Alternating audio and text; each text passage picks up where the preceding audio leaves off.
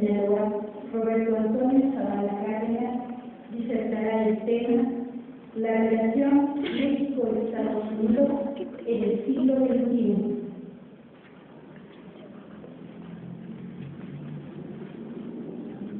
En estos momentos de completa globalización de coyuntura internacional, la posición del derecho internacional adquiere vigencia en el sentido de la defensa soberana del Estado y la defensa de la institucionalidad del mismo. En este sentido, la situación del Estado en el siglo XXI se incorpora a los nuevos centros de desarrollo en el mundo con la finalidad de lograr su progreso y desarrollo político, económico y social.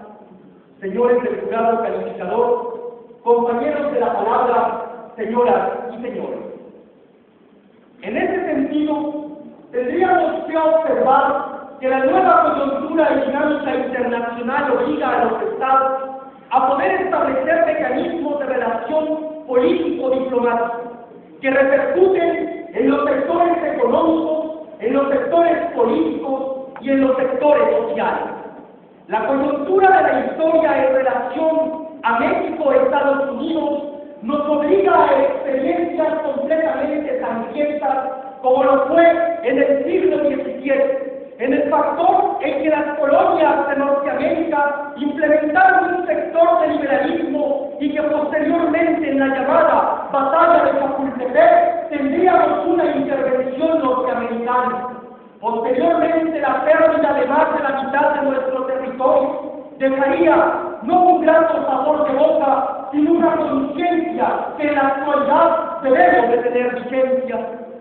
Sin embargo, radicando el tema en el siglo XXI, habríamos que observar que la coyuntura de la dinámica internacional chocó el interés económico y político de los países occidentales.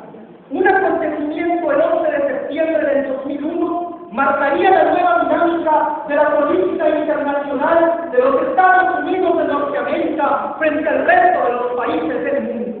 La llamada teoría realista de las relaciones internacionales que plantea la lucha por el equilibrio del poder adquirió vigencia en estos momentos. ¿En qué sentido? Una situación de cierre de fronteras en el sentido de que el peligro del terrorismo internacional había afectado para la economía norteamericana, para la política y la sensibilidad del pueblo en mención, sería un completo insulto para la coyuntura internacional de la época. Los países en sentir ese efecto fueron los países latinoamericanos. En un sentido, la Europa se vio dividida por un muro fronterizo basado en la discriminación y la xenofobia. En esta época también en América, un muro fronterizo para plantear esquemas de migración internacional con el pretexto de que los flujos del paso a la delincuencia internacional podrían darse a la luz de las fronteras mexicanas. También la caída y el desplome de los mercados económicos que dio una completa influencia en la economía nacional, como lo son las remesas de los migrantes que acuden a aquel país en busca del empleo que el propio les niega. Sin embargo, ¿cuál es la agenda bilateral que existía como una coyuntura geoestratégica? Es precisamente Hutchinson quien plantea en el choque de civilizaciones la incorporación del Estado hacia otros que mantengan intereses económicos, políticos y sociales afines. En este sentido, en el periodo de Carlos Salinas de Gortari, la firma del Tratado de Libre Comercio tendría los siguientes objetivos. El primero de ellos, establecer la erradicación de las barreras arancelarias del comercio, lograr un intercambio de carácter cultural y de carácter económico en ambos mercados y configurarse como un mercado común norteamericano que hiciera frente a nuevas economías que se gestaban en Europa, como lo es la Comunidad Económica Europea o como en este momento lo es la Comunidad Económica del Mercosur latinoamericano. Este factor de intereses afines tendría una problemática para los Estados Unidos mexicanos. No se podía negociar un tratado de libre comercio en términos de igualdad. Los esclavos se sintieron principalmente en la producción de las situaciones de carácter agrícola. ¿Por qué razón? Porque en su momento, como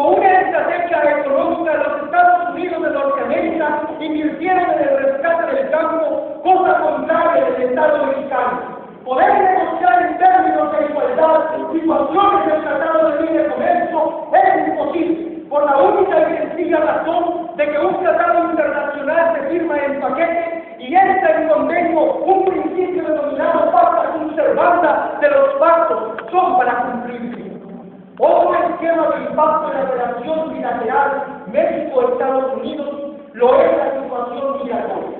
Sin embargo, habría que observar un análisis. En el Estado mexicano te contamos con la Ley Federal de Población y observamos las categorías que esta menciona para los inmigrantes, para los transigentes y para los emigrantes. Y en ese sentido, el problema de la migración de los mexicanos hacia Estados Unidos también se viene una coyuntura de carácter latinoamericano, porque también tenemos un problema de migración centroamericana que acude al país vecino en busca de mejores oportunidades de vida. Sin embargo, con el proceso de internacionalización de los derechos humanos y de la prohibición de la discriminación racial por origen de sexo, por origen de color, por origen de ideología o de nacionalidad, la ley migratoria SB 1070, establecida en los Estados Unidos de Norteamérica, se determina como una estrategia para poder proteger la seguridad del país, pero al mismo tiempo lesiona principios que comprometen a la política internacional, como es el aspecto de xenofobia hacia los connacionales y hacia los latinos que migran a este país. Otro aspecto que también ha vulnerado la situación de carácter económico-político lo es precisamente el fenómeno de la inseguridad. ¿En qué sentido?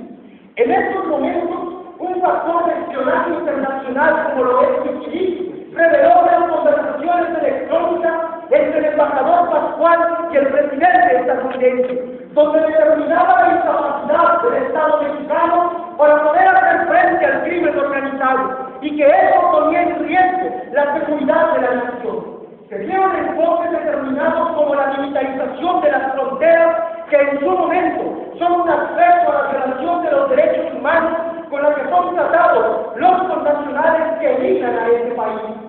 Otro problema que puede suscitarse lo es en materia jurídica. ¿En qué sentido?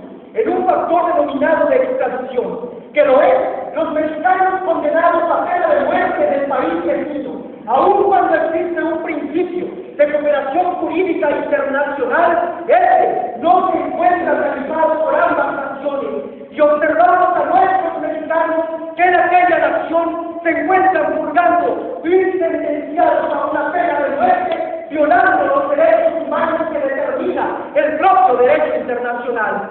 En ese sentido, la relación México-Estados Unidos se encuentra en un elemento completamente delicado, pero el Estado mexicano debe observar nuevas alternativas para explorar mercados económicos y no tener a los yanquis como única alternativa de desarrollo, cuando por cuestiones culturales tenemos esencias ante los países latinoamericanos entre los cuales podemos ejercer no únicamente un liderazgo político, sino también un liderazgo jurídico y económico. Y así lo demostró la nueva propuesta que existe hacia la creación de una ley migratoria en los cuales en los Estados Unidos mexicanos no será catalogado como factor de racismo ni de discriminación a los latinos que pasen por este país en mejores condiciones de vida. Reforma que en estos momentos se encuentra cocinando en el Congreso de la Unión. Los nuevos jefes de la Secretaría de Relaciones Exteriores, del Instituto Nacional de Migración, de la Secretaría de Economía, dependen de incorporar a nuestra nación en los nuevos mercados del mundo y buscar nuevas alternativas, nuevas relaciones diplomáticas que fortalezcan el liderazgo internacional de México, rememorando aquella hazaña de Alfonso García Robles, que en su momento sería coronado como Premio Nobel de la Paz por su relación diplomática hacia un proceso de desnuclearización en América Latina. O bien, el mismo Genaro Estrada, que plantearía la doctrina de no intervención. Asimismo, el diplomático Ezequiel Padilla, que haría evaluaciones sobre la libertad en América Latina. Hoy, en estos momentos, la política internacional es una alternativa de desarrollo que entenderá hogueras, que